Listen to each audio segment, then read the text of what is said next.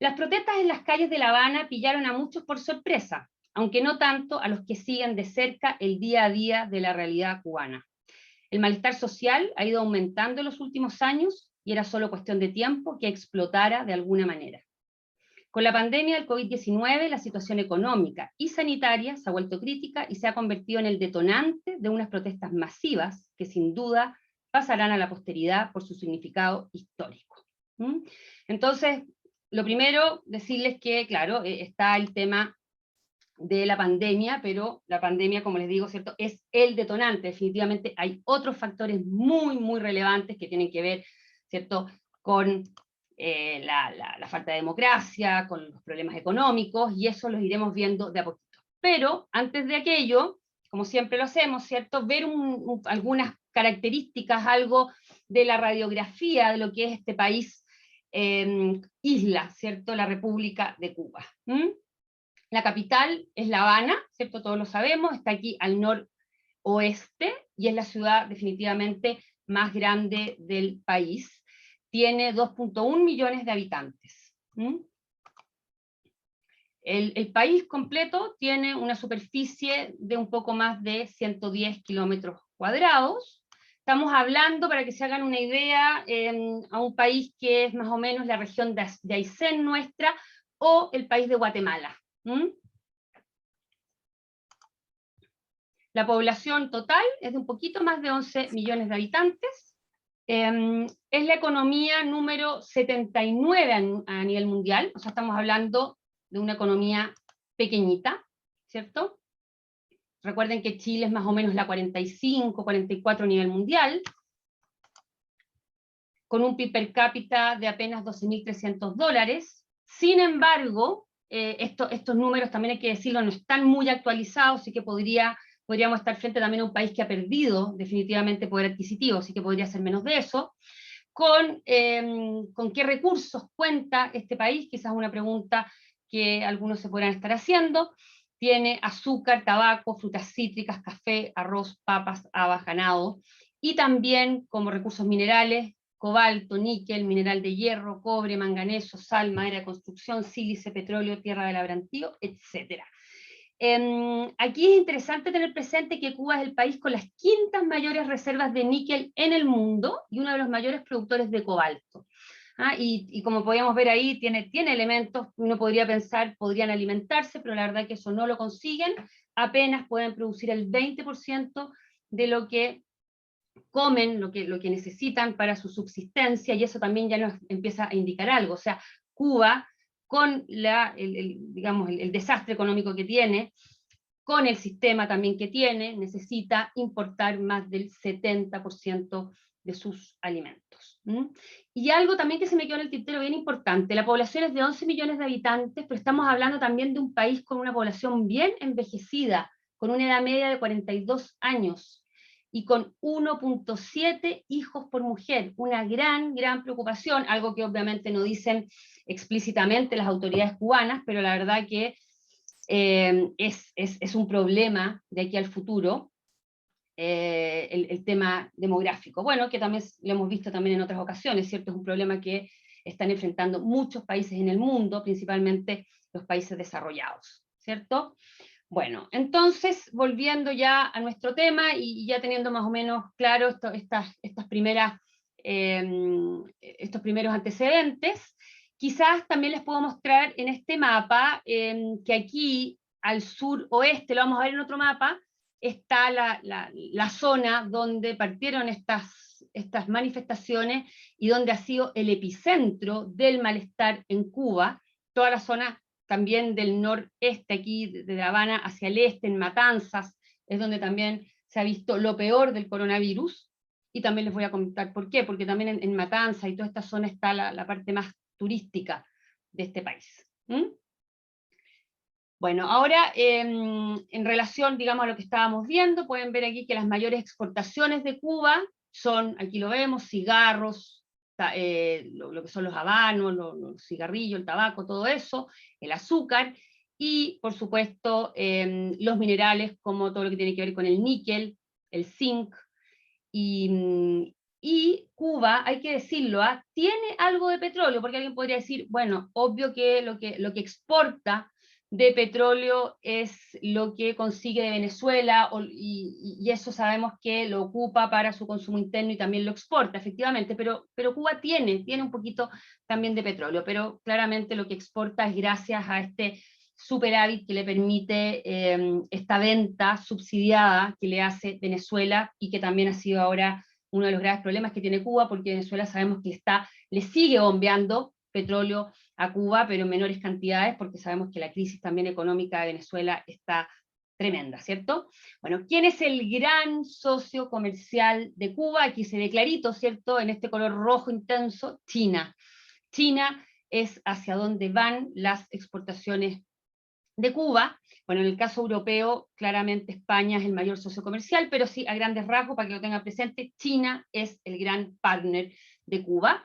Y en relación a las importaciones, vemos que China ya desciende un poco, lo tenemos solamente ya en un 15%, y aquí lo supera España, pero si sumamos y restamos, China sigue siendo el primer socio comercial de este país.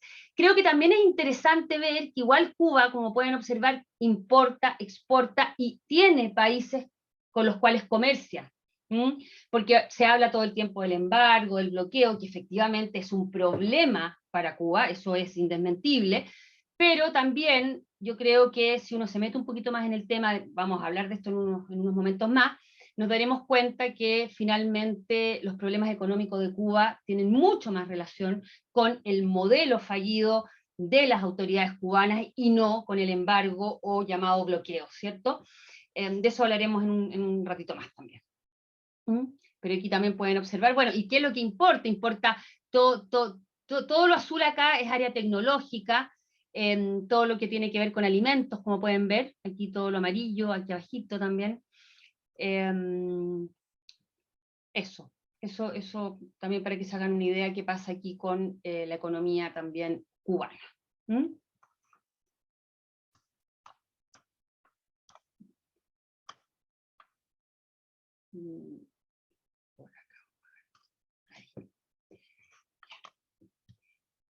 Bueno, ahora entrando a las manifestaciones, yo creo que a esta altura ya todos sabemos más o menos, quizás estamos hasta un poquito mareados con el origen de estas manifestaciones. Bueno, todo esto partió en San Antonio de los Baños, esta localidad al suroeste de La Habana, una ciudad que es conocida en realidad por la capital del humor, y algunos ahora la han bautizado como la capital del honor, por todo lo que ha ocurrido, ¿cierto?, desde el 11 de julio de este año. San Antonio de los Baños es la ciudad natal de Silvio Rodríguez, por si alguien no lo sabía.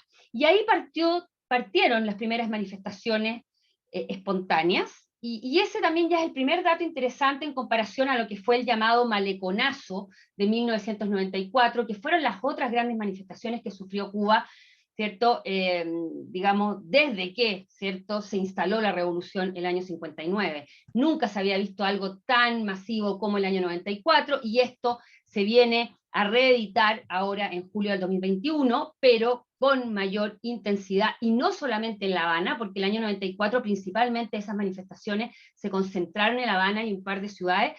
En cambio ahora se pudieron ver manifestaciones en prácticamente todo el país. Entonces aquí ya vemos una diferencia con el maleconazo, y el maleconazo también en el fondo se señala que fue liderada más bien por gente quizás más intelectual, gente que, claro, logró movilizar al pueblo, digamos, pero hay una diferencia ahí bastante notable, porque aquí vemos, como digo, manifestaciones espontáneas, lideradas principalmente por la gente joven, que estalla en toda Cuba. Y bueno, y el famoso maleconazo, por si alguien no lo recuerda, esto fue entre el 5 y 6 de agosto de 1994, en el contexto del llamado periodo especial, que también hablaremos en unos momentos de eso, en un periodo muy, muy complicado para Cuba, quizás el más penoso, diría yo, por las penurias, por eso lo digo, que tuvieron que pasar los cubanos, consecuencia del fin de la Guerra Fría y específicamente por la desintegración de la Unión Soviética, ¿cierto? Que ya no puede seguir subsidiando y ayudando a Cuba a su existencia, porque hay que decirlo de esa manera, creo.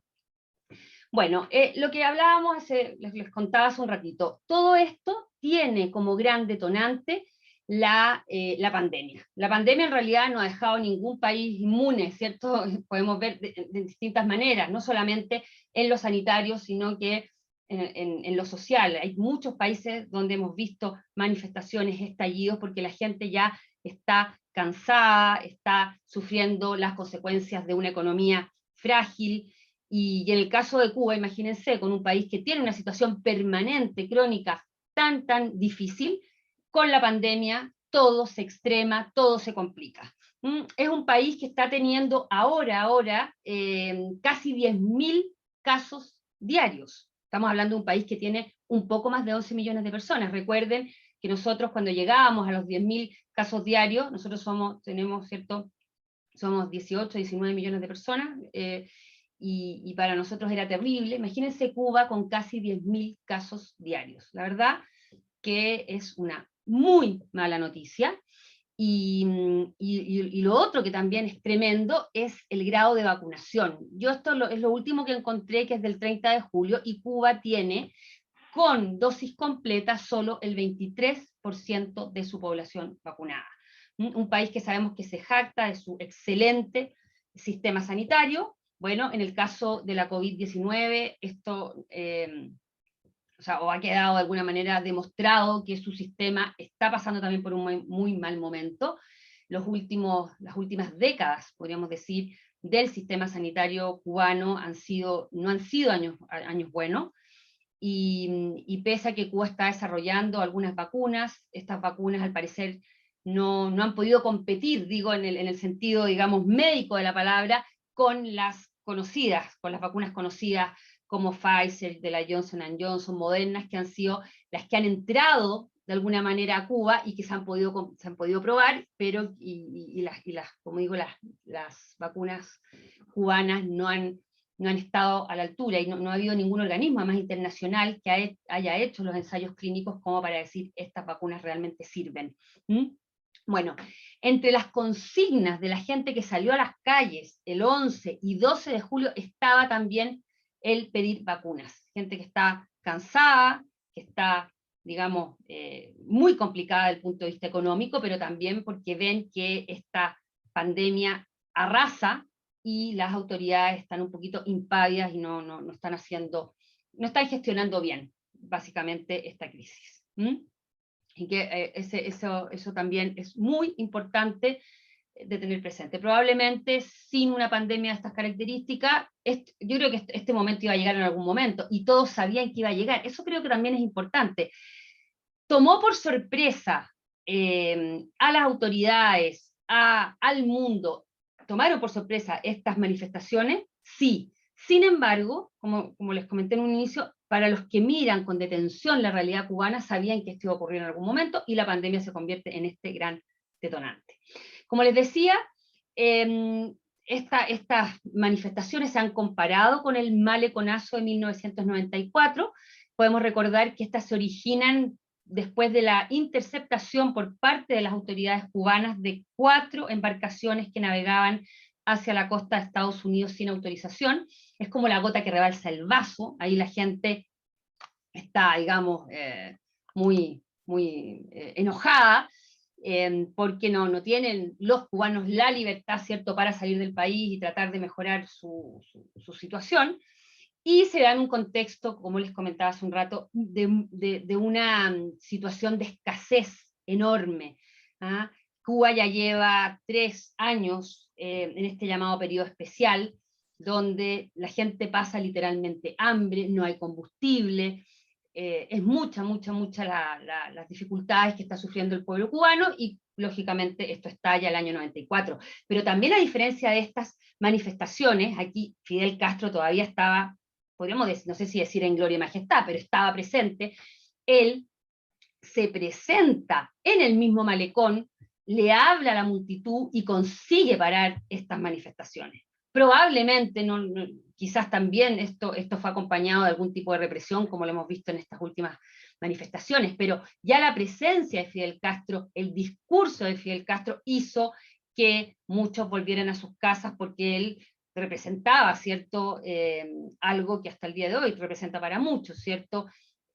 Lo que es la revolución, la soberanía de Cuba frente al imperialismo norteamericano, todo ese romanticismo, esa legitimidad histórica que tenía Fidel Castro, a diferencia de Miguel Díaz-Canel, que no tiene eso. ¿Ah? Bueno, bueno, y como decía, y Fidel Castro entonces se traslada a la zona de los disturbios, él habla de ganar la calle, derrotar a los apátridas, y obviamente acusó en ese momento a los Estados Unidos de intentar provocar un baño de sangre. Al igual que ahora, o sea, ahora Miguel Díaz-Canel también ha acusado, sabemos, ¿cierto?, a Estados Unidos de todo lo que está ocurriendo, o sea, que los grandes responsables, los ¿cierto?, autores de estas manifestaciones del 11 y 12 de julio serían los norteamericanos. Nada nuevo bajo el sol. Bueno, vamos viendo entonces cuáles son las claves para comprender estas ¿cierto?, protestas de la juventud principalmente cubana, ¿cierto? Bueno, salió todo tipo de gente, ¿eh? pero los jóvenes definitivamente fueron los grandes líderes. Aquí también creo que es importante hacer una salvedad.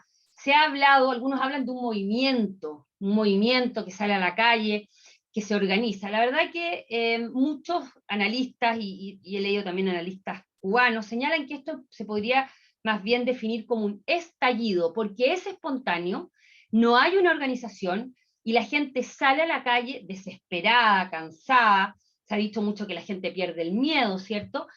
Probablemente, y aquí es muy interesante ver, y claro, yo no me atrevo a decir exactamente lo que va a ocurrir en el futuro, yo creo que nadie se atreve a decirlo, pero una de las posibilidades es que sí comencemos a ver un movimiento más estructurado que nazca a partir de estas manifestaciones del 11 y 12 de julio.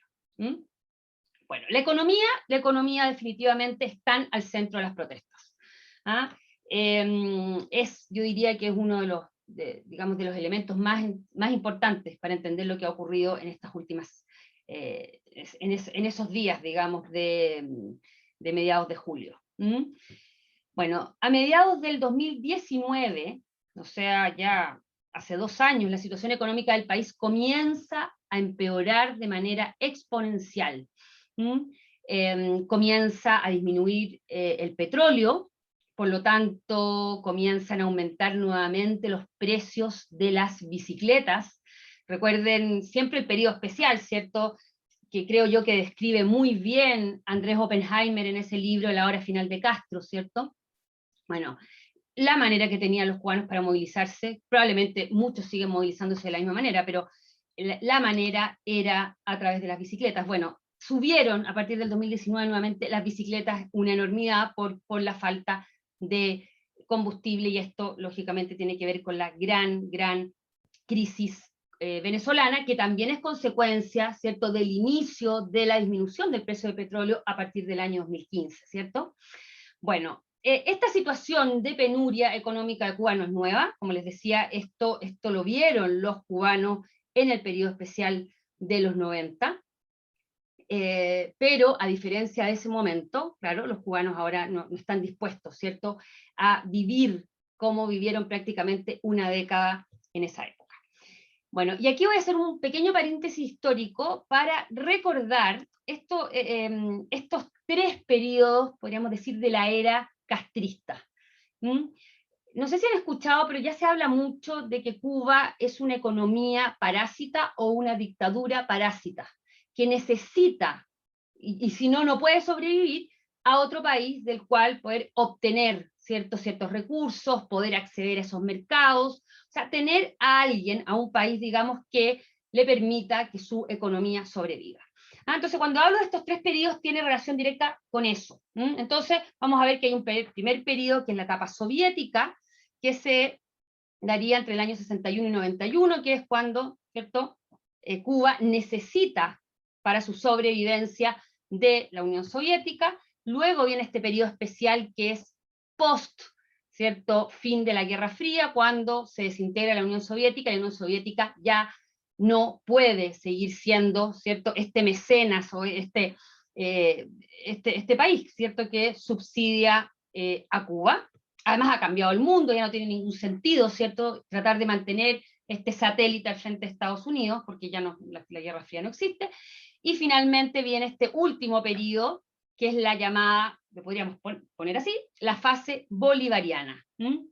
Esta fase donde Cuba sobrevive gracias, ¿cierto?, a esta alianza estratégica con Venezuela. Una alianza que comienza, obviamente, en la época de Chávez, ¿cierto? Entonces, les voy a contar un poquitito de cada una de ellas.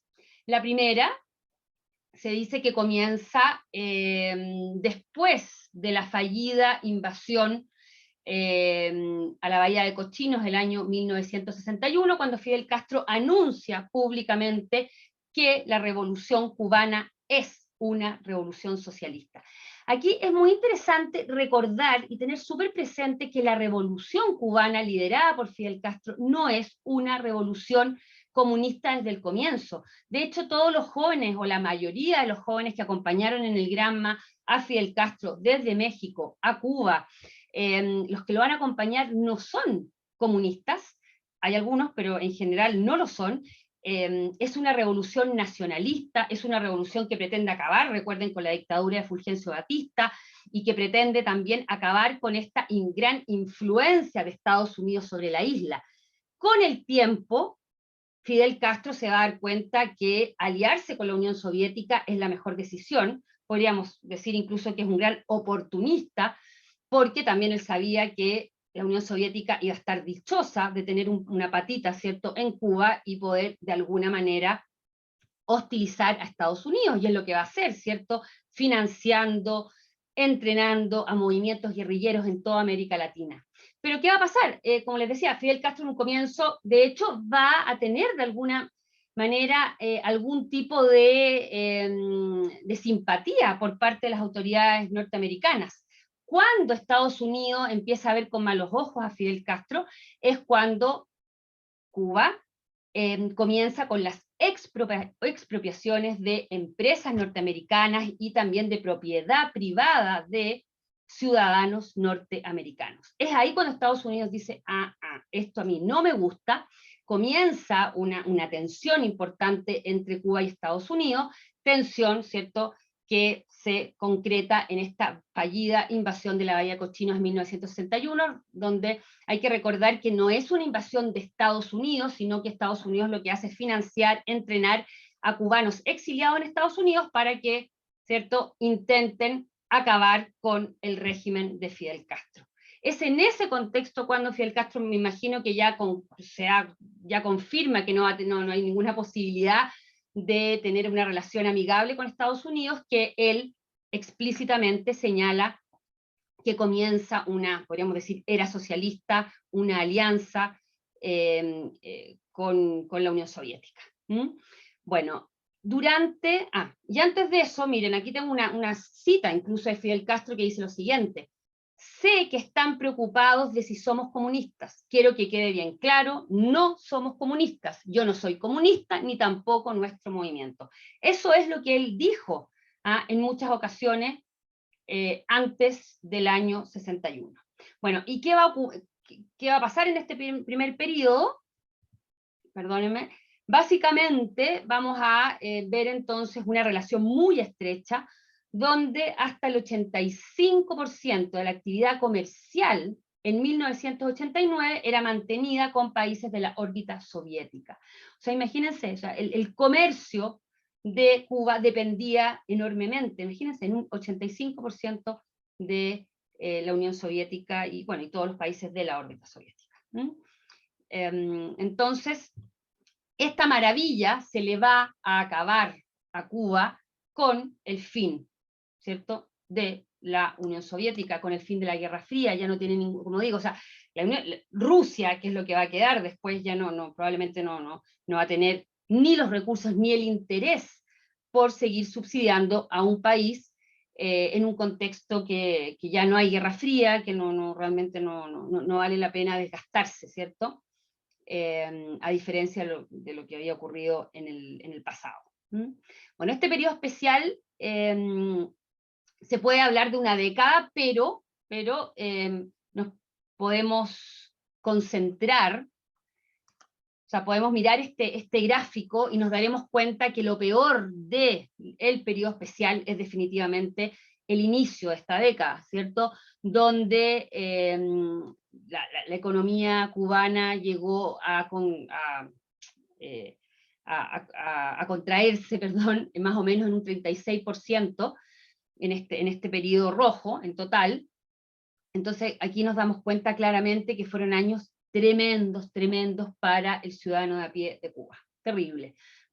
Y eso, bueno, en un contexto, ¿cierto?, muy difícil, donde está realmente Cuba bastante solo, pero también, hay que decirlo, es lo que lleva a que Fidel Castro por primera vez comience a tomar algunas decisiones y comience tímidamente a abrirse, por ejemplo, al turismo, abrir la inversión extranjera, algo que no se había visto en el pasado, porque claro, no había sido necesario gracias a la alianza con la Unión Soviética.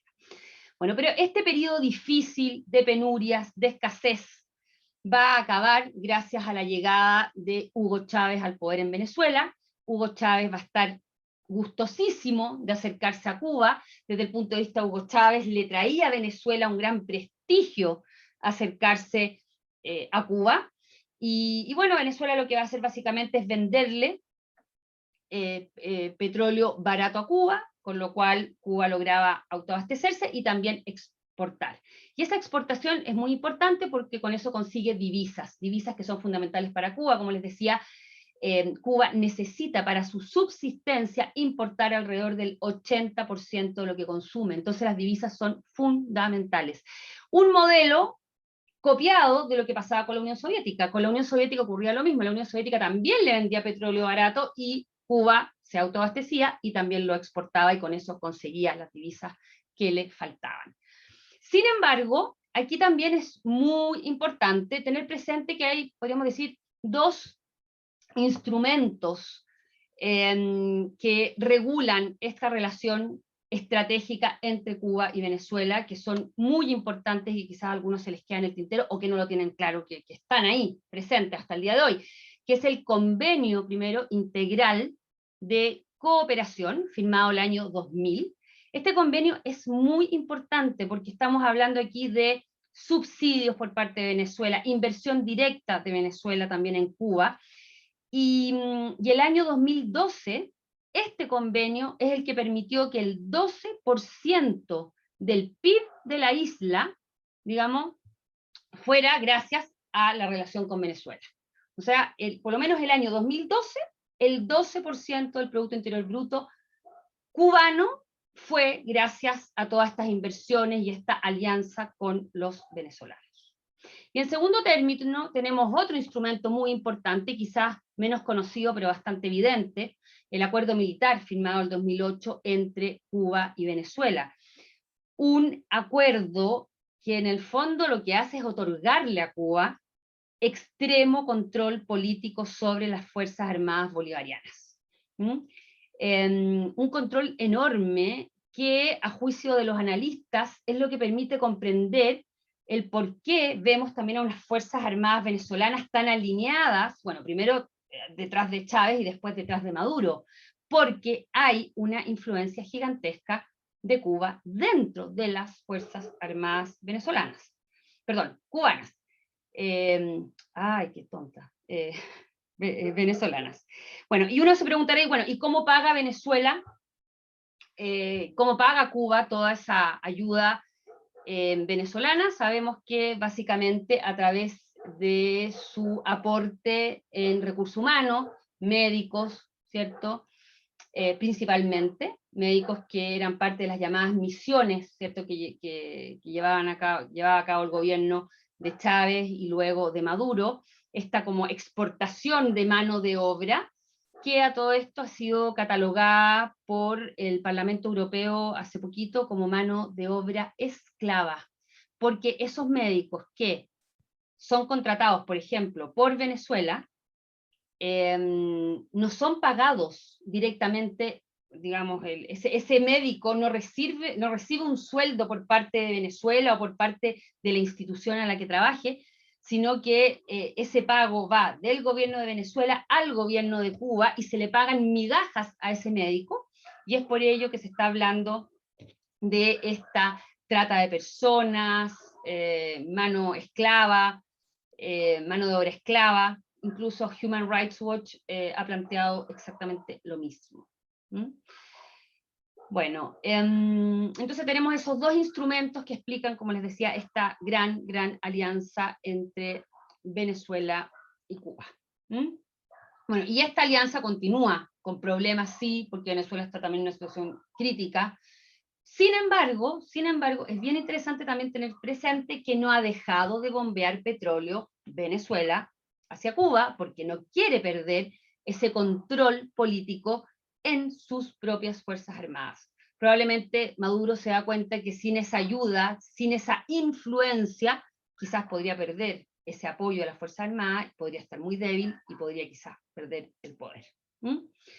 Bueno, esta alianza continúa y la podemos ver con una noticia recién del miércoles pasado: vacuna Abdalá contra la COVID-19 será producida por Venezuela en alianza con Cuba, por ejemplo. Bueno, los científicos cubanos, por si acaso, están trabajando en 4 vacunas contra el coronavirus: Soberana 1, que estaría en la fase 2 de ensayos clínicos, Soberana 2, que está en fase 3, Abdala en fase 3 y Mambisa en fase 1, y en realidad podríamos agregar un quinto o una quinta vacuna, que es la Soberana Plus, ¿ah? Que es una reformulación de Soberana 1 y que estaría destinada a convalecientes de la enfermedad. ¿Mm? Así que para que vean que digamos, sigue esta amistad entre Venezuela y Cuba. ¿Mm? Bueno, entonces ahí tenemos estos 3 periodos que creo que son importantes para comprender también la actualidad de Cuba, y ahora seguimos con la economía de los cubanos, que como les comentaba está crítica. La gente está cansada de la falta de oportunidades, hay un profundo malestar en la isla, y quizás algo tan sencillo como esta experiencia que le ocurre quizás a muchos viajeros que van a Cuba, que cuando los lleva un taxista, ¿cierto? Muchos de ellos pueden tener un título de sociólogo, ¿cierto? Economista, un doctorado en biotecnología, y pueden ser taxistas, ¿cierto? Y también dicen que muchas veces pueden trabajar también en el sector turismo, porque se dan cuenta que es la única manera de tener un sueldo mejor, que no hay oportunidades, no hay campo para las carreras que han estudiado, y eso los tiene cansados. La verdad que hay que pensar que esta gente joven no tiene la mentalidad de las generaciones anteriores, que quizás todavía podían creerse el cuento, realmente estar convencidos de que la revolución había sido algo positivo para el país, sino que ellos realmente ven solamente lo negativo, lo negativo de este gobierno o de esta era castrista, que se ha demorado mucho en hacer las reformas, que ha sido lento, y bueno, la gente ya no tiene paciencia, y eso ha quedado en evidencia con estas manifestaciones, ¿cierto?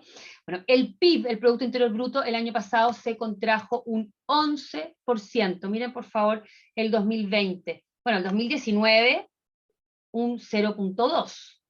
El 2019 no estábamos en pandemia, lo cual aquí nos indica claramente que el problema económico comienza antes de la pandemia. La pandemia lo que viene a hacer es sepultar definitivamente la economía cubana. Y si ven también este gráfico, se darán cuenta que tampoco ha crecido mucho, ¿cierto? La economía en el último tiempo, miren, o sea, es un promedio, yo no lo he sacado aquí, pero yo diría que podría estar un poquito más del 2%. Así que una muy mala noticia, o sea, estamos hablando de un crecimiento que viene muy débil. Y se habla de un crecimiento para este año de un 2.2. Digamos, el 2021 podría llegar a crecer un 2.2 la economía cubana, y eso que ya hay algunos analistas que consideran que eso es demasiado optimista. Hay que pensar que, por ejemplo, los salarios en promedio en Cuba rondan los $30. El país sufre desde hace varias décadas un elevado y creciente déficit comercial, es decir, ¿cierto? Cuba importa mucho más de lo que exporta.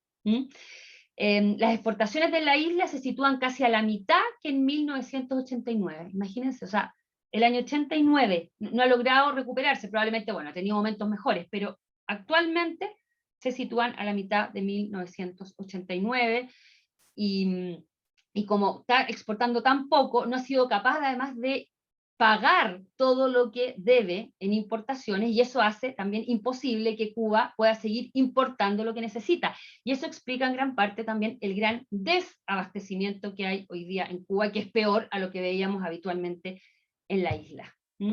Cuba no es sujeto de crédito, por ejemplo, con el Banco Mundial o el Fondo Monetario Internacional. Básicamente es un gran deudor del Club de París, de países como China, como Rusia, pero nadie ya le quiere prestar plata porque es un país que no paga. Muchas veces se le ha condonado la deuda también, se le ha perdonado a Cuba, pero ya los países también se cansan. De hecho, acabo de leer hace un rato, en realidad, un artículo que hablaba que, por ejemplo, Rusia, que tenía una serie de inversiones planeadas en Cuba, dijo que no iba a avanzar ni un milímetro más en esas inversiones si es que Cuba no pagaba, por ejemplo. Y China está más o menos en la misma. O sea, estamos viendo dos países que no quieren repetir el modelo de lo que fue la relación Venezuela-Unión Soviética, o Cuba-Unión Soviética, o Cuba-Venezuela. O sea, China no está dispuesto a caer en ese juego, podríamos decir, de entregar, y después veremos cómo se paga. No, eso se acabó, y obviamente esto tiene a los cubanos muy, muy complicados. Bueno, el golpe al turismo también es otro elemento fundamental, pero importantísimo para entender lo que ha ocurrido. Sabemos que el área, la actividad turística, ¿cierto?, ha sido una de las más castigadas por la pandemia en todo el mundo. Pero imagínense para Cuba, donde, ¿cierto?, el sector que más entrega divisas a la economía, que es una de las industrias que más se mueven dentro de la economía y que representa más del 10% del Producto Interior Bruto, haya, ¿cierto?, podríamos decir, desaparecido prácticamente, consecuencia de la pandemia. Les voy a mostrar aquí un gráfico. El naranjito es el año 2020, donde empiezan, aquí vemos, no sé, los 400.000 turistas, como cae en abril, y 0,000, y logra subir aquí un poquito, en comparación al año 2019. De más de 4 millones de visitantes, en un año bajó a 1 millón de visitantes. O sea, tremendo. Y el tema del turismo es fundamental. Estamos hablando de más o menos 273.000 trabajadores cubanos, que representan más o menos el 6% de las personas también ocupadas en Cuba, que trabajan en hoteles, en restaurantes. Bueno, y aquí también me voy a detener un segundo, porque esto quizás se conoce menos, está en la prensa y todo, pero por lo menos creo que ha salido menos en los medios de comunicación que leemos habitualmente. Toda esta crisis de la pandemia, ¿cierto?, en la que está sumergida Cuba ahora en el último tiempo, porque ellos están realmente viviendo una ola que es mucho más intensa que las anteriores, están realmente pasándolo muy mal, se debe principalmente a una importación, podríamos decir, del virus. ¿Y a qué me refiero? Cuba estaba tan desesperado a fines del año pasado, tan desesperado, y a comienzo de este año 2021, que se le ocurrió la genial idea de mirar para el lado y decirle a los rusos eran un sector o un país que estaba viajando bastante a Cuba, podríamos decir que era un país que estaba convirtiéndose, digamos, en un sector muy interesado en el turismo cubano. Y lo que hizo Miguel Díaz-Canel, el presidente cubano, como digo, es de alguna manera promocionar el destino cubano y permitir que llegaran en masa los rusos. ¿Qué pasó? Llegaron los rusos, en nuestro verano y principios del 2021, muy pocos de ellos vacunados, pero ya con la variante Delta dando vuelta, y mucho de lo que están pasando hoy día, las penurias que están pasando hoy día los cubanos, consecuencia de la pandemia, tiene directa relación con este virus que llegó importado voluntariamente, entre comillas, podríamos decir, desde Rusia, porque las autoridades cubanas estaban tan desesperadas por la falta de divisas, que son fundamentales para comprar el alimento que necesitan, las medicinas que necesitan, que, digamos, tuvieron este tipo de consecuencias. Y pudimos ver en los diarios, ¿cierto? No sé, en un hotel X de Cuba, que había una cantidad de turistas confinados, etcétera, pero el problema es que sabemos que, claro, probablemente muchos de estos turistas no les pasó nada, pero los trabajadores de esos restaurantes, de esos hoteles, llevaron el virus a sus casas, y eso hizo que todo el sector de Matanzas, donde está Varadero, hoy día tenga el pic más complicado, donde están los hospitales totalmente desbordados, y también coincide con las mayores protestas el 11 y 12 de julio. O sea, ahí se concentraron bastante las protestas. ¿Por qué? Porque ahí vimos a los cubanos súper cansados, ¿cierto? No solamente del problema económico, de la falta de libertad y todo, sino las dificultades que estaban viviendo por la pandemia. Así que el tema turístico, súper importante, o sea, no se entiende la verdad lo que está ocurriendo sin este dato, y además podemos agregar al cóctel esta importación por parte de las autoridades cubanas del virus traído fresquito de Rusia. Y que, como pueden ver, bastante negligencia. Pero por otro lado, entender que fue una decisión desesperada por parte de las autoridades cubanas. Bueno, a esto se le suma una inflación del 500% tras la eliminación de la doble moneda. Este es un tema medio complicado, pero básicamente contarles que estaban circulando ya hace bastante tiempo, básicamente tres monedas. El peso cubano, el peso convertible, aquí podemos ver el billetito que tenemos, el más adelante, ¿cierto? Ahí dice 10 pesos convertibles, que era el CUC, y el dólar. Pero la verdad es que esto traía unas distorsiones enormes. El CUC era el convertible, el que se podía cambiar a dólares, el que, digamos, se utilizaba, ¿cierto?, para comprar en ciertas tiendas con productos dolarizados. Bueno, pero Cuba sabía que tenía que acabar con estas tres, o sea, no podía seguir con tres monedas y tenía que unificar el peso cubano y tenía que acabar con el CUC. Era un tema, digamos, de macroeconomía básica, podríamos decir. Eso sabía que lo tenía que hacer, y lo fue posponiendo, porque sabía que esto iba a traer consecuencias gravísimas, gravísimas para el ciudadano de a pie. Pero llegó el momento en que ya esto no se podía seguir aplazando, y lo hicieron a principios de este año. Se dio muerte oficial al CUC, y esto trajo los problemas que le estoy comentando, básicamente en relación a la inflación. Bueno, el objetivo de la unificación de la moneda es básicamente facilitar la inversión extranjera, porque realmente operar en un país con dos divisas oficiales era realmente muy difícil. Entonces, esta, entre comillas, dolarización junto a la devaluación del peso cubano disparó los precios de los productos básicos, dejando a la mayoría, ¿cierto?, de la población dependiente de esta exigua cartilla de racionamiento. Tremendo. Entonces, podemos ver que Cuba está viviendo una situación muy, muy parecida a lo que se vivió en el llamado periodo especial. Bueno, el otro elemento importantísimo, fundamental para comprender por qué tanta gente sale, ¿cierto?, que parece como tan coordinado, ¿cierto?, parten en San Antonio de los Baños, pero cómo rápidamente esto se organiza y salen con tanto entusiasmo, ¿cierto?, y convicción los cubanos a la calle. Esto es producto del Internet. Ahora, ¿qué pasa con el Internet? Aquí cabe recordar algo muy interesante, que creo yo que pocos tienen presente, y es que Cuba quedó conectada a Internet de alta velocidad por medio de un cable de fibra óptica gracias a Venezuela. Otro dato, elemento súper importante a la hora de entender también esta relación estratégica, ¿cierto?, entre Cuba y Venezuela.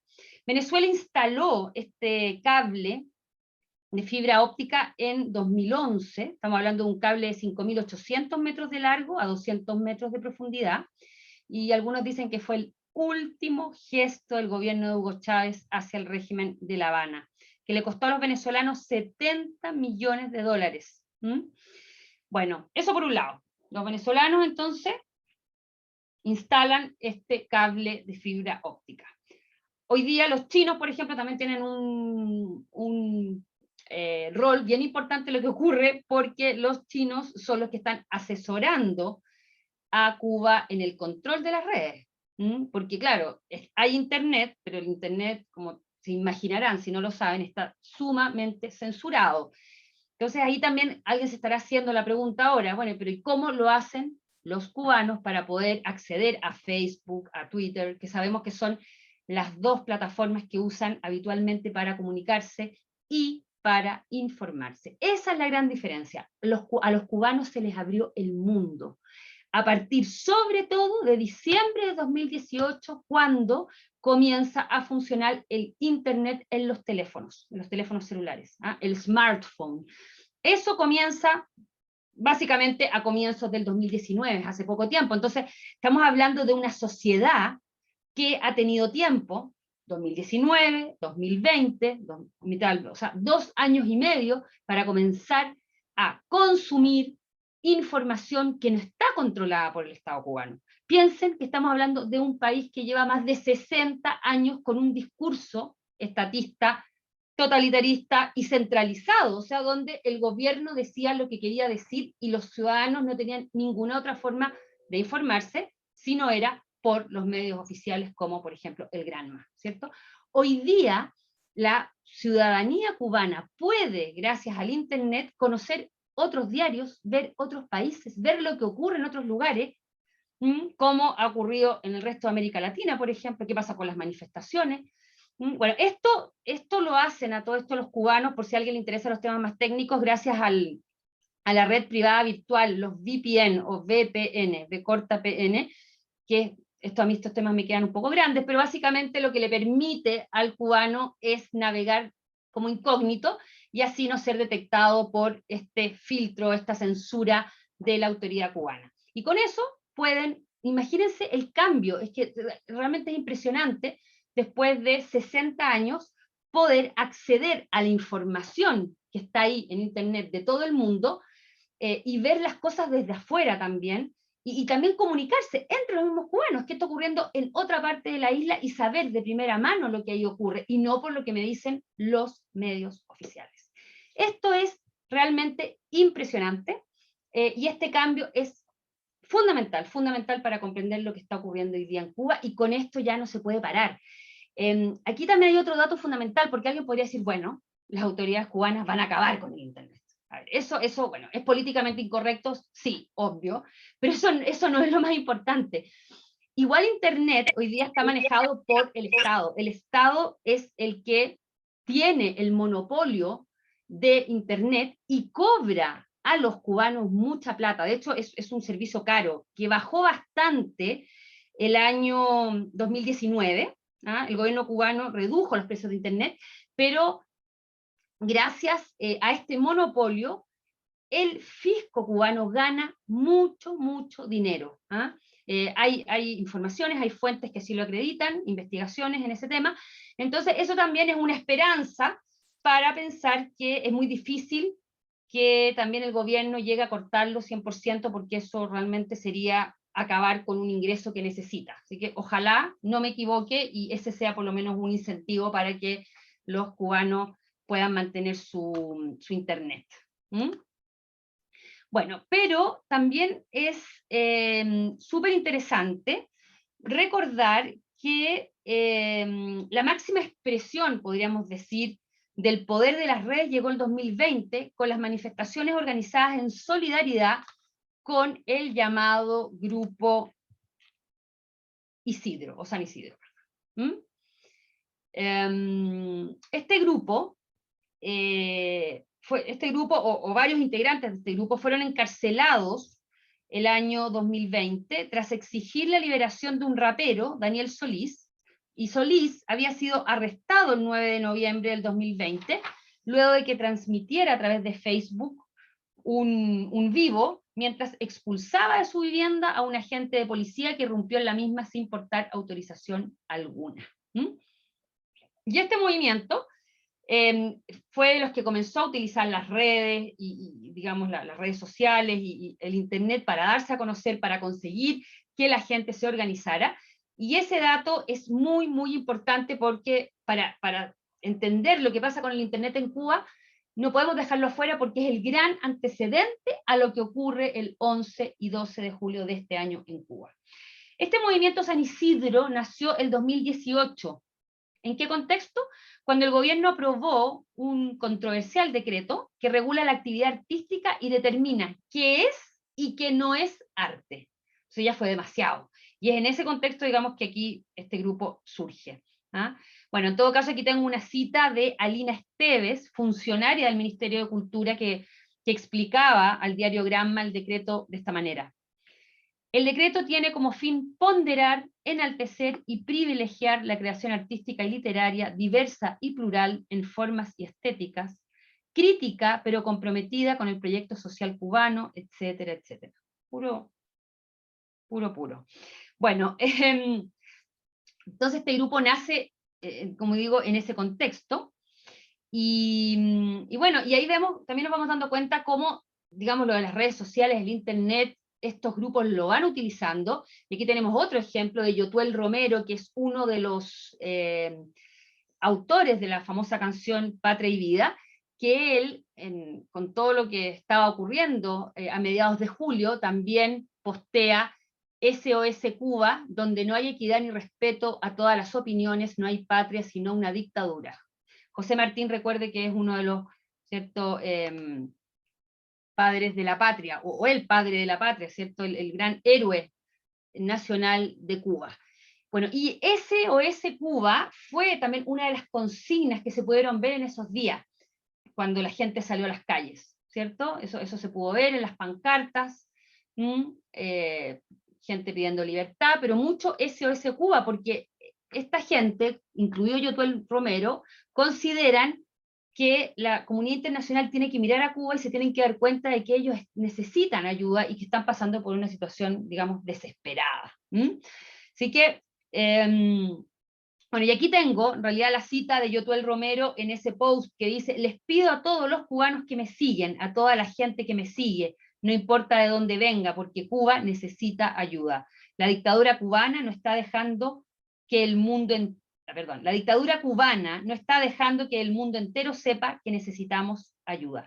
Bueno, y aquí hay un punto de inflexión también muy interesante en comparación al pasado, porque vemos que, ¿cierto?, el mundo de la cultura, que históricamente era muy cercano a los Castro, va cambiando su postura. No quiero decir que sea tan contraria, pero un Silvio Rodríguez, por ejemplo, que pide, digamos, que el gobierno de Cuba, ¿cierto?, no siga con la represión, que hay que poner ojo con los detenidos.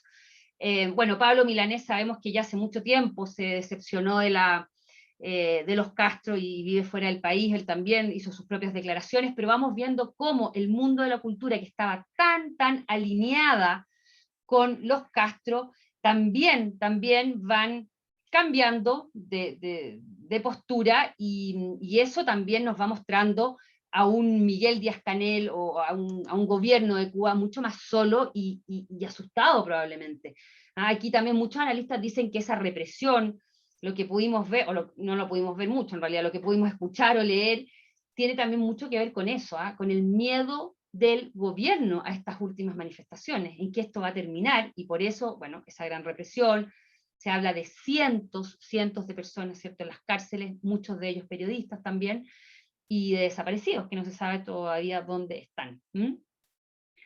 Bueno, y antes de meterme en Miguel Díaz-Canel, creo que hay otro elemento que es bien importante, y aquí en realidad no lo puse en la presentación, que se menciona poco es el contexto latinoamericano. ¿Ah? Nos guste o no nos guste, las protestas, las manifestaciones, ¿cierto?, han sido la tónica desde fines del 2019 hasta ahora, ¿cierto? Hemos visto en el último tiempo Colombia, por ejemplo, y eso lo están conociendo los cubanos, por lo tanto, hay que comprender y ponerse un poco en la cabeza del cubano y decir, bueno, si esa gente, por ejemplo, en Colombia, con todo lo que tienen, salen a protestar y a manifestarse, ¿cómo no vamos a salir nosotros, ¿cierto? Entonces, esto se da, no se da, digamos, en un ambiente muy, podríamos decir, tranquilo a nivel continental, sino todo lo contrario, eso lo conocen los cubanos, y podríamos decir de alguna manera se suman a ese movimiento que existe a nivel latinoamericano. Bueno, otro elemento también que es muy, muy importante es el cambio institucional. ¿A qué me refiero? Miguel Díaz-Canel no es Fidel Castro, no es Raúl Castro, ¿cierto? Miguel Díaz-Canel no tiene, como dicen algunos, la legitimidad histórica de Fidel Castro. Quizás a alguno aquí no le guste Fidel Castro, quizás a muchos, no tengo idea, pero hay que reconocerle que Fidel Castro tiene una legitimidad histórica, ¿cierto? Él lleva a cabo su revolución en un contexto también de dictadura de Fulgencio Batista. Claro, las cosas eran distintas, en algunos aspectos. Además, Fidel Castro logró mejorar mucho la realidad cubana, en algunos aspectos, sobre todo en la educación y en la salud, sobre todo las primeras décadas de la revolución. Esto después se va a estancar definitivamente, pero hay un reconocimiento a ese cambio. Cuba logra, ¿cierto?, independizarse de la intervención norteamericana que se había dado en la isla. O sea, consigue una serie de éxitos que eran indesmentibles, ¿cierto? Pero Miguel Díaz-Canel no cuenta ni con el carisma, ni con esa legitimidad histórica. Y por último, todos estos jóvenes que hoy día salen a la calle no tienen nada que ver con la revolución, no tienen nada, no quieren nada con la ideología. Ellos solamente ven la escasez, ven sus problemas, y además hoy día se pueden comunicar y conectar, por ejemplo, con un pariente en Miami o en España, donde ven que tienen vidas bastante más, al menos, cómodas, ¿cierto? Y un bienestar material bastante distinto, y además libertad para expresarse, que es lo que hoy día no tienen los cubanos, ¿cierto? O sea, la libertad de expresión todavía no existe, es muy difícil, se corren muchos riesgos, si yo quiero expresarme como quiero, si probablemente además puedo perder mi trabajo, si quiero viajar afuera, quizás me van a detener en el aeropuerto, de eso vamos a hablar ahora inmediatamente, pero realmente la libertad de expresión hoy día no existe, y para qué decir la libertad política, ¿cierto? No hay que olvidar que estamos hablando de un gobierno que es un gobierno de un partido, que es solamente el Partido Comunista. Entonces, por eso se habla de dictadura, ¿cierto? Y bueno, Miguel Díaz-Canel no tiene nada de eso, no tiene nada del romanticismo, por último, que sí podían de alguna manera inspirar los primeros revolucionarios, los barbudos, ¿cierto?, como Fidel Castro, el Che Guevara, independientemente que a esta altura esté clarísimo que asesinaron a mucha gente, que estuvieron detrás, ¿cierto?, de todo de esa represión, de esas ejecuciones. No me quiero alargar en eso para nada, pero había, ¿cierto?, un carisma, un romanticismo que acompañaba a esos revolucionarios, y que hoy día Miguel Díaz-Canel no tiene por dónde, no tiene por dónde representar aquello. Bueno, Miguel Díaz-Canel, hay que recordar que es presidente desde octubre del 2019, sin embargo, ya el 2018 se había convertido en presidente del Consejo de Ministros. O sea, desde el 2018 en adelante ya es el líder de Cuba. Y desde abril de este año también ya está a la cabeza del Partido Comunista, que es la institución más importante del país, ¿cierto? En que Miguel Díaz-Canel, muy asustado. Además, recuerden que dio declaraciones muy poco afortunadas, ¿cierto?, en medio de estas protestas, como que iban a pasar por sobre el cadáver de los revolucionarios. Él llamó al combate. Algunos consideran que abiertamente Miguel Díaz-Canel llamó a la guerra civil, llamó a la confrontación entre los cubanos, y eso probablemente pocos se lo van a perdonar. Así que aquí otro tema muy, muy importante. O sea, Miguel Díaz-Canel no cuenta con el respeto que quizás se le tenía a la autoridad de Fidel, ¿cierto? Que, como les comenté anteriormente, él con su lucha había logrado liberar al pueblo de la dictadura de Batista y la intervención de Estados Unidos. Eso ya no existe. Aquí les voy a leer una cita de Ana Ayuso, investigadora del CIDOB, una institución que a mí me parece súper interesante, que yo leo mucho, de relaciones internacionales, y ella dice lo siguiente: ahora la juventud quiere tener una esperanza de vida, un proyecto de desarrollarse como personas, y más cuando el Estado es cada vez menos capaz de dar lo que se llamaban los logros de la revolución, que son sobre todo la educación y la sanidad. Esos dos pilares que nunca estaban en discusión y que además han sido la defensa a la que recurrían muchos de los defensores de la tesis de que Cuba no es una dictadura. Hasta eso está ahora cuestionado. Con el deterioro que la salud ha sufrido con la crisis del coronavirus, cuyas primeras olas no atacaron la isla, pero que ahora pega fuerte, etcétera, etcétera, porque ahí ya empieza a hablar de cifras. Entonces, ya la verdad que el gobierno no tiene mucho que defender. Y quizá la gran pregunta que algunos se hagan, bueno, ¿y dónde quedaron todas esas reformas, todo lo que planteó Raúl Castro cuando asumió, ¿cierto? Después de la salida de Fidel, ¿cierto? El año 2006, después con la aproximación a Estados Unidos en la época de Obama. ¿Qué fue ocurriendo? Bueno, efectivamente se dieron ciertos pasos, si no hoy día en Cuba no existirían los llamados cuentapropistas, ¿cierto? Que representan alrededor del 13% de la población, que son esas personas que pueden establecer su pequeño negocio, que pueden, ¿cierto?, no depender del Estado y no pedir permiso y ganar su platita, digamos. Bueno, eso se ha conseguido, pero ha sido todo muy lento y la gente está sumamente cansada. Bueno, el otro tema que lógicamente es importante y hay que recordarlo, y que es parte de todo también de este cóctel de elementos, es el embargo, ¿cierto? Este embargo estadounidense que se establece por parte de Estados Unidos en octubre de 1960 y que algunos denominan bloqueo. Lo de bloqueo, la verdad que algunos consideran que suena terrible, que cómo, pero la verdad que lo de bloqueo tiene su lógica. ¿Por qué? Porque Estados Unidos no solamente embarga o no permite, digamos, el comercio y las relaciones económicas con Cuba, sino que recuerden que además sanciona a los países y las empresas que quieran negociar, comerciar o invertir en Cuba.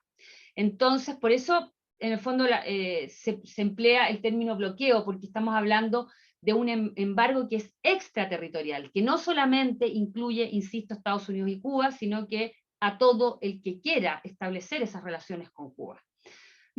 Pero bueno, independientemente de eso, hay analistas que dicen que los cubanos ya se dieron cuenta, que haya bloqueo o no haya bloqueo, da lo mismo el nombre que tenga, el mayor bloqueo que tienen hoy día los cubanos es el que imponen las mismas autoridades cubanas hacia el pueblo. O sea, el mayor bloqueo es el modelo económico que han establecido los Castros hace más de 60 años. Bueno, pero este embargo, también alguien se preguntará, pero ¿por qué Estados Unidos, en qué contexto decide, ¿cierto?, implementar este embargo? Justamente lo hace, como creo que se los dije ya hace un ratito, es cuando Cuba comienza a expropiar las empresas norteamericanas, la propiedad privada de los norteamericanos, todo aquello, cuando empieza esa oleada de decisiones, es cuando Estados Unidos decide comenzar a aplicar este embargo. Un embargo que tiene altos y bajos, o distintos niveles de intensidad, podríamos decir. En algún momento así muy, muy crítico, por ejemplo, Estados Unidos ni siquiera le permitía a Cuba comprar medicinas y alimentos. Hoy día sabemos que eso existe. O sea, también todo se exagera bastante. Yo no digo que no sea complicado para Cuba ser embargado por la mayor potencia económica del mundo, ¿cierto?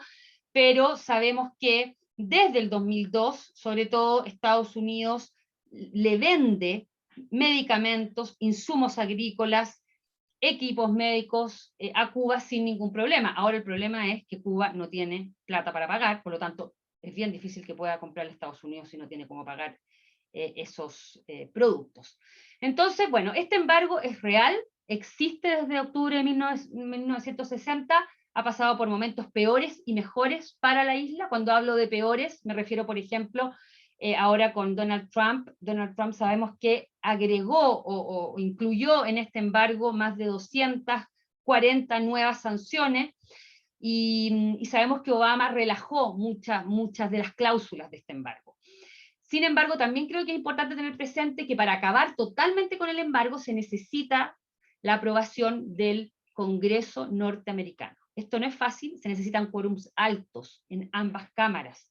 Y además hay una condición fundamental que se incluyó en algún minuto, no recuerdo el año exactamente, pero en algún momento también lo que decide Estados Unidos es que se va a necesitar que esto se vote en las cámaras, pero además Cuba va a tener que demostrar que está encaminado a la democracia, o sea que realmente ya está totalmente decidido a acabar con el régimen, en este caso actual, y comenzar un nuevo sistema democrático. O sea, mostrar credenciales de que está, digamos, entrando en una nueva fase democrática. Esa es la única manera que Estados Unidos puede levantar el embargo, es porque ellos se lo autoimpusieron, pero esa es la fórmula. Entonces, no es llegar y decidir, o sea, eso no va a ser posible, a no ser que se vote quizá una nueva ley con quórums muy altos, sé que va a ser muy, muy complicado. Ahora, a lo que voy. ¿El embargo afecta a la comunidad cubana? Sí, obvio, porque tener, como digo, un socio a la primera potencia mundial tratando de boicotearme, digamos, y no quiere comerciar conmigo, no me permite un comercio normal, y que además está amenazando a otros países y a otras empresas que no comercien conmigo, obvio que eso trae problemas. Eso es indudable. Sin embargo, muchos países y muchas empresas consiguen burlar este llamado embargo bloqueo y comercian igual. Y lo otro también que es un poquito casi ridículo, diría yo, es que se supone que Cuba es un país comunista, ¿cierto? Un país que no le gusta el libre comercio, y ha alegado o ha, digamos, protestado, ¿cierto?, durante décadas y décadas en contra de algo que supuestamente no cree, que es el libre comercio, porque eso es lo que quiere hacer supuestamente Cuba. Y también uno se va dando cuenta que Cuba en la realidad nunca ha querido ese libre comercio, porque recién ahora está levantando algunas de esas restricciones que las vamos a comentar en un ratito más. Bueno, hay bastante todo esto a nivel mundial consenso de que esto no es una medida positiva y que esto es muy malo para el pueblo cubano. ¿Mm? ¿Y por qué digo esto? Porque esto se vota prácticamente todos los años en la Asamblea General de Naciones Unidas, y solamente 2 países son los que votan en contra, que son Estados Unidos e Israel. El resto, en general, vota a favor del levantamiento de este embargo o se abstienen. ¿Mm? Porque consideran que esto lo que hace es traerle penurias, más penurias al pueblo, y no logra, ¿cierto?, presionar lo suficiente al gobierno para que enmiende el rumbo. Y la verdad que eso hay que decirlo, en estos 60 años no hemos visto muchos cambios, ¿cierto? Ahora, aquí también es muy interesante ver que los cubanos, ¿cierto?, que viven en Estados Unidos, la gran mayoría de ellos consideran que este embargo tiene que continuar hasta que haya una apertura. Ellos sí que están convencidos de que es la fórmula, son los que en general votan republicano, ¿cierto? Y que están de acuerdo con este embargo. O sea, ellos creen que hay que presionar, hay que complicar tanto al gobierno cubano, para que de esa manera logren forzar el cambio. Bueno, y Joe Biden hoy día está muy complicado, porque alguien dirá, bueno, pero no era obvio que Joe Biden iba a volver a lo que fue la era Obama. Obama, recuerden que se acercó a Cuba, restableció relaciones diplomáticas. Todos estamos pensando un poquito eso, pero parece que la situación interna es tan complicada, hay un lobby tan importante del sector cubano duro, podríamos decir. De hecho, por ahí hay un senador que es el que dirige incluso la Comisión de Relaciones Exteriores en el Senado, que también presiona a Joe Biden. Bueno, en resumen, a Biden no le está saliendo fácil esta situación, y como hemos podido ver, no ha tomado ninguna decisión del tipo relajación con Cuba, sino todo lo contrario, ¿cierto? Vimos ya que, digamos, aprobó ciertas sanciones particulares y específicas a partir de las manifestaciones en julio en Cuba. ¿Mm? Bueno, y por si no quedó claro, cuando se acerca Obama a Cuba, algunos creen que eso no fue tan bueno, porque eso relajó a Cuba y no los forzó a seguir avanzando en sus reformas. Sin embargo, también hay mucho consenso de que eso abrió los ojos a los cubanos, y los cubanos se dieron cuenta que el bloqueo era muchísimo mayor por parte de las autoridades y no de Estados Unidos. O sea que los cubanos, el gobierno cubano no estaba llevando a cabo las reformas que estaba prometiendo. De hecho, hay un programa que se llama Los Lineamientos Económicos, que se aprobó el año 2011 y que nunca se ejecutaron. Porque justamente comienza un cierto relajo, gracias también a la cercanía con Estados Unidos, que hace que Cuba finalmente un poquito se desentienda y no lo lleve a la práctica. Porque en el fondo Cuba, o el gobierno cubano, ve al sector privado como una gran amenaza y cree que si da cierta libertad económica, ¿cierto?, esto va a forzarlos a hacer algún tipo de concesiones políticas. Porque uno podría pensar, ¿cierto?, quizás ustedes también se lo estén preguntando, pero ¿por qué los cubanos no hacen una reforma, por último, a los chinos, a los vietnamitas, que son modelos muy exitosos desde el punto de vista económico, ¿cierto? Bueno, no, los cubanos, o el gobierno cubano más bien, está muy preocupado que esto se les pueda escapar de las manos, que no lo puedan controlar, y es por eso que han ido a cuentagotas y se han demorado mucho. Bueno, este programa de lineamientos económicos aprobado en 2011, lo que hacía era establecer, digamos, mayor apertura a la inversión extranjera, mayor respeto a la propiedad privada y mayor impulso a entidades cooperativas. Y todo eso quedó ahí. Creo que eso también es importante tener presente, y claro, y la población se da cuenta que han estado estos programas sobre la mesa y que el gobierno no avanza. Otro asunto que se menciona también muy poco son las desigualdades en un país comunista. Y ustedes dirán, bueno, ¿cuáles son las desigualdades? Las enormes diferencias de clases. Claro, no hay tantas clases porque en el fondo es un sistema que nivela hacia abajo. Sin embargo, podríamos resumir que hay dos clases. ¿Y cuáles serían? La clase dirigente, que son los políticos, los del Partido Comunista, los militares y el resto. Y hay diferencias enormes. Como dice, por ejemplo, la bloguera Joanny Sánchez, ahí están los políticos con sus barrigas, viviendo en sus mansiones, comiendo increíble, y la gente y el pueblo pasándolo tan mal. Bueno, entonces ahí tenemos unas diferencias gigantes. Entonces, en esta clase alta, perteneciente al partido, y, como digo, a las Fuerzas Armadas, porque no hay que olvidar que en el caso de Cuba, ¿de qué dependen los conglomerados económicos? Sobre todo los que están a cargo de todo el sector turístico, del ejército, por ejemplo. O sea, en eso está, y por eso también hay algunos que dicen que es muy complicado pensar también en un cambio económico, porque podría ocurrir lo mismo que ocurrió en Rusia, ¿cierto? Claro, se libera la economía, pero ¿en manos de quién queda la riqueza? De los mismos de hoy día, en este caso los militares y el Partido Comunista, por ejemplo. Bueno, otras desigualdades también tienen que ver con el tema del racismo. Uno diría, pero en Cuba ¿hay racismo? Sí, hay racismo. Esto no lo digo yo, es lo que he podido leer, ¿cierto? La población negra es objeto de una profunda discriminación, aunque esto es un tema tabú, no se hable, tienen más dificultades para acceder a cargos de poder. De hecho, si ustedes ven en las fotos, en las imágenes, uno no ve por lo menos en la clase dirigente, gente afro, por ejemplo, o muy poquita. Bueno, ahí también hay otro tema importante. Y hablando de estas desigualdades, también hay que tener presente que hay algunos más afortunados, ¿cierto?, que han heredado, por ejemplo, un auto de los años 50, y dedican su vida a pasear turistas, por ejemplo. Y esa persona va a tener una cierta holgura y un mejor pasar, ¿cierto? Otros que tienen una pieza libre que pueden alquilar también. Y la gran mayoría de los cubanos que pueden vivir un poquito mejor lo hacen gracias a las remesas. Y los que no tienen esas remesas lo pasan muy mal. De hecho, se dice que para sobrevivir en Cuba es necesario tener fe. ¿Y qué significa fe? Familia en el extranjero, por las remesas. ¿Ah? Bueno, y aquí tenemos otro punto que se me queda un poco en el tintero y que tiene mucho que ver con la economía.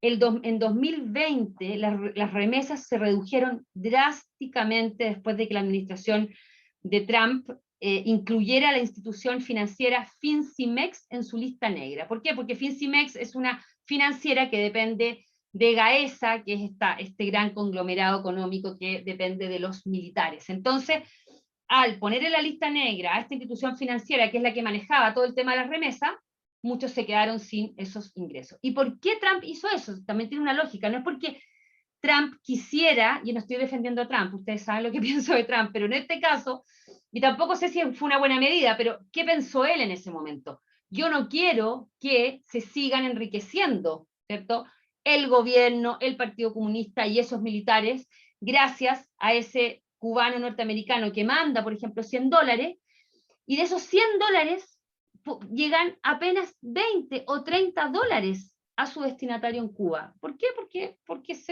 lo confiscan los cubanos. O sea, los cubanos me refiero al gobierno, a las autoridades cubanas. Por distintos motivos, por el cambio de moneda, bueno, uno va sumando. Yo les voy a mandar un artículo que explica muy bien este detalle, y ahí uno se da cuenta cuál era el espíritu, podríamos decir, de esta decisión del gobierno de Trump, una decisión que todavía sigue vigente y que explica también el por qué siguen los cubanos pasándolo tan mal sin ese ingreso extra que representaban las remesas. Yo sé que son las 9, pero voy terminando. Las consecuencias inmediatas. Bueno, el gobierno de Estados Unidos anunció el jueves 22 de julio sanciones contra el ministro de las Fuerzas Armadas Revolucionarias de Cuba, Álvaro López Miera, y una unidad militar de élite conocido popularmente como avispas negras. No fueron sanciones o más sanciones, por ejemplo, en relación al embargo, complicarle más la economía a los cubanos, sino que fueron sanciones específicas, sanciones que fueron aplaudidas por una parte, por lo menos de los cubanos que viven en el exilio en Estados Unidos. ¿Y por qué Estados Unidos sancionó a este señor, que sería el ministro de las Fuerzas Armadas y a las avispas negras? Porque se considera que son los responsables de la represión de las protestas el pasado 11 de julio. Y López Miera es un hombre de confianza del expresidente cubano Raúl Castro, y las avispas negras es esta Brigada Especial Nacional del Ministerio del Interior, que se supone que estuvo al frente de la represión. Y bueno, muchos creen que con esto, en el fondo, se ve el interés de Biden por endurecer su política, por lo menos hacia las autoridades cubanas. Y por ahí iría. O sea, probablemente no vamos a ver lo que muchos creíamos que era un poco volver a lo que fue la época de Barack Obama en relación a Cuba. Y otra consecuencia inmediata de todo lo que está ocurriendo es que el gobierno de Cuba anunció la autorización a viajeros de manera excepcional importar alimentos, productos de aseo y medicamentos sin límites ni pagos de impuestos hasta el 31 de diciembre. Y ahí uno dice, de este año, 2021. O sea, los cubanos, lógicamente, se dan cuenta y se deben estar preguntando, ¿y por qué el gobierno no nos dio esa posibilidad antes? Los pocos privilegiados que pueden viajar afuera, porque viajar afuera, olvídense la cantidad de permisos y cosas, y para qué decir si el personaje está tildado como disidente, opositor, contrarrevolucionario, lo que sea, no va a poder salir. Pero pongamos el que puede salir, que tiene los recursos y tiene autorización, ahora puede importar lo que quiera, como digo, medicamentos, alimentos y productos de aseo, o sea, toda la cantidad que quiera y sin impuestos. Ahí vuelvo al bloqueo. O sea, aquí los cubanos siguen abriendo los ojos, me imagino, y se van dando cuenta que las mayores dificultades vienen desde adentro y no desde afuera. Y de hecho también es muy interesante ver las imágenes de las manifestaciones, y si se dan cuenta no van a ver pancartas fin al bloqueo como quizás pudimos ver en el pasado. O sea, realmente los cubanos quieren otra cosa, quieren libertad, quieren cambio, quieren, bueno, una mejor gestión de la pandemia, por ejemplo. Bueno, y la otra noticia que salió ahora hace nada es que los emprendedores también cubanos No pagarán impuestos de importación de insumos y materias primas también hasta el 31 de diciembre del 2021. O sea, ¿cómo estarán de urgidos, literalmente, los gobernantes cubanos, que están permitiendo a los pequeños empresarios poder importar los insumos sin impuestos para poder producir lo que necesitan los cubanos que están realmente mal? Algunas conclusiones. Bueno, es fácil, podríamos decir, aquí mencionar y enumerar las causas o cuáles son los elementos que estaban detrás de estas manifestaciones, como es lo que les he contado hasta ahora. Sin embargo, es mucho más difícil prever las consecuencias. Sí les puedo ir contando que este levantamiento popular inédito, ¿cierto?, en 27 años, probablemente, bueno, no pudo continuar, ¿cierto? Fueron 2 días, uno específicamente el domingo y algo el lunes, porque la represión se militarizó el país realmente está militarizado completamente, era imposible que continuaran estas manifestaciones. Sin embargo, hay mucho consenso entre los analistas que aquí hay un punto de inflexión. Los cubanos perdieron el miedo y estas manifestaciones van a continuar. No sabemos con qué periodicidad, con qué ritmo podríamos decir, pero los cubanos van a seguir saliendo a la calle porque se van a dar cuenta que algo pueden conseguir, como ya consiguieron, ¿cierto?, poder ir a comprar afuera y no tener problemas para ingresar esos productos. Entonces, los analistas coinciden en que van a haber más protestas, va a haber más presión en las calles, y hay un cambio, definitivamente. Algunos dicen que este es el principio del fin, quizás es muy optimista pensar eso, para los que realmente quieren que acabe el gobierno de Miguel Díaz-Canel. Algunos dicen también que la represión, este sería otro escenario, que la represión y las violaciones de derechos humanos recrudezcan, y que incluso, esto sí que sería macabro, sean coordinadas binacionalmente entre los gobiernos de Cuba y Venezuela. O sea, que los dos, como están en una situación tan crítica, tan desesperada, se unan y repriman juntos a la población. Y bueno, y obviamente está la mirada positiva, y es que las protestas ciudadanas desencadenen en los meses por venir profundos cambios políticos y económicos en Cuba, pero esto va a depender mucho del factor humano. Quién logre ponerse a la cabeza de este movimiento, cómo se van a organizar, o sea, aquí va a depender mucho de aquello. Y ahora termino con una pequeña reflexión y ahí abro el micrófono. Es probable que no haya consecuencias, al menos de momento. No es el fin de una era, como algunos auguran. Sin embargo, el gobierno cubano tiene la posibilidad de aprovechar este momento y ganarse esa legitimidad que tanto necesita. Debe dar comienzo un proceso de renovación económica, política y social en un país que lleva años suplicándolo, pero que hasta ahora no se ha hecho oír. Asimismo, hay sectores que creen que es hora de que la comunidad internacional presione con más ímpetu al gobierno norteamericano.